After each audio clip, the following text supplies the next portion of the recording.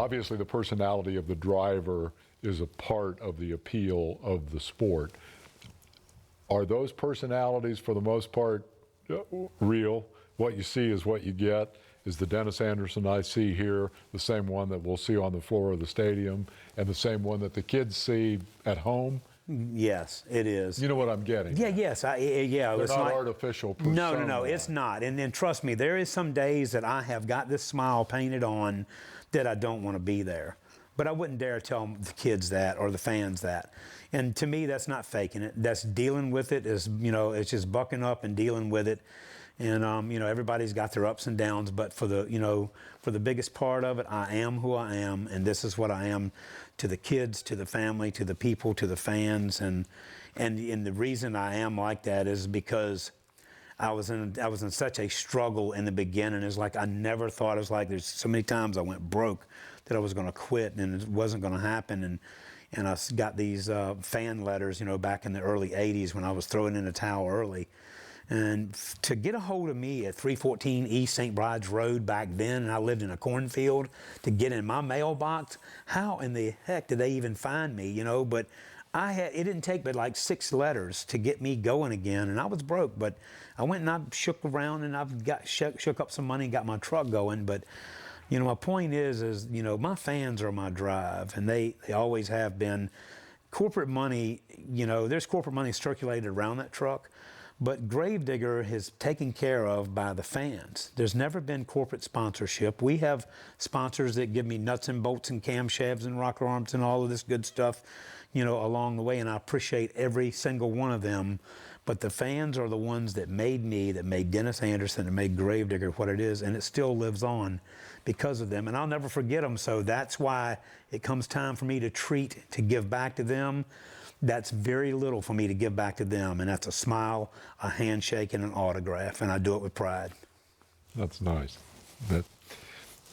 We should send a copy of that to everybody in every form of big league racing right now. Yeah. So when you don't have your game face on, when you're not driving the truck or prepping the truck or in the middle of some aspect of the Monster Jam business, what's life like? What do you do for fun? I do, really, I love boating a lot. And when I say boating, I've been through all sorts of boats, the foo-foo boats with the big motors and all of that stuff, and that's too much work. I'm the guy with a self-bailing deck. They'll go fishing. I ride to the beach house in the 4-wheel drive area. I have a place over there that I hang out, and that is my getaway time, and that's with my family. Spending time with my family really now is more important to me than ever, because I'm a grandpa. I'm a brand new grandpa now. I've been a grandpa for a year, but it's just the quality of life, and I'm still haven't got it quite tuned. I'm still spitting and sputtering with it, but I'll get it right. You know what I mean? It's like just with time, I'll get it right so that I've got that quality of time with the rest of my life, and with my family, my new got a 3rd generation coming along, man, and Grandpa's got to be able to tell them stories and all that stuff too. A 3rd generation monster truck driver, would you imagine? Would you recommend this to your grandchild as a way to make a living? Absolutely, and I hope they do it. I mean, it's like that's why I want to get the family love and the family quality of loving that truck, loving the trucks, and loving what we do, so that it lives on. It's kind of like, the grandpa that was the general in the Army, and he's going to be in the Army, he's going to be in the Army, he's in the Army. That's what I want. I want it to follow all the way to the end. There is not going to be no end. You know what I mean? I'm telling you, Monster Jam is here to stay. So of all the things that you've done in life, racing or otherwise, what makes you the most proud? The thing that makes me the most proud, I would say, is my boys, joining me on the racetrack, to be honest with you, because, there was a time in our life down the trail that I didn't think Adam or Ryan was going to be interested in what we were doing, because, me as a family guy back then, I was not that great. I was a good monster truck guy. I was good to my fans, and I never mistreated my family, but I just didn't give them quality time. And I was afraid that was going to steer them away from what I'd been working all my life for, that they would be like, you know, we're not doing that. Dad was gone. He never came to my soccer game. He never went to my school play, you know, and when he came home, he was arguing with Mom and da-da-da-da, you know, and it was not, I just felt like that, man, I was standing there just kind of trembling with my fingers crossed. And, you know, as the boys got a little older and I had Adam driving the ride truck, and we'd done it for a business, you know, I'm a motorsport entertainer.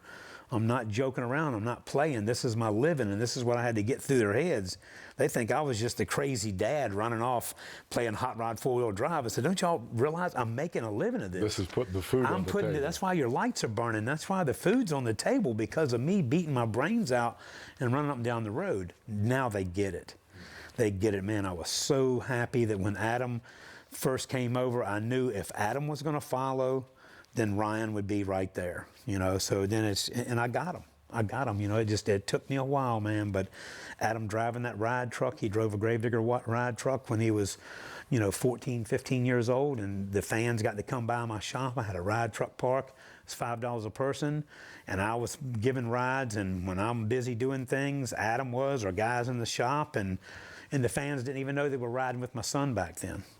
You know what I mean? But that's got to be my proudest moment. And it's not even a moment. It's just it took, you know, 3 or 4 years of a transition that I was just hoping like hell, man, they were gonna follow Dad. I think they did well following in those footsteps, and it sounds like there are a couple more coming along. Yes, it is. It's been great fun. I appreciate your time. All right, and thank you, and it's an honor to be here. And, you know, for all you listeners and viewers out there, you know, I always tell everybody, Dave, I thank him for every nut and bolt on my truck and every shingle on my roof. And everybody that's lived around me, they get tired of hearing that, but I really do truly mean that, because if it wasn't for my fans, we wouldn't be here doing this interview today. There's a lot more from this interview. For all the bonus footage, log on to mavtv.com.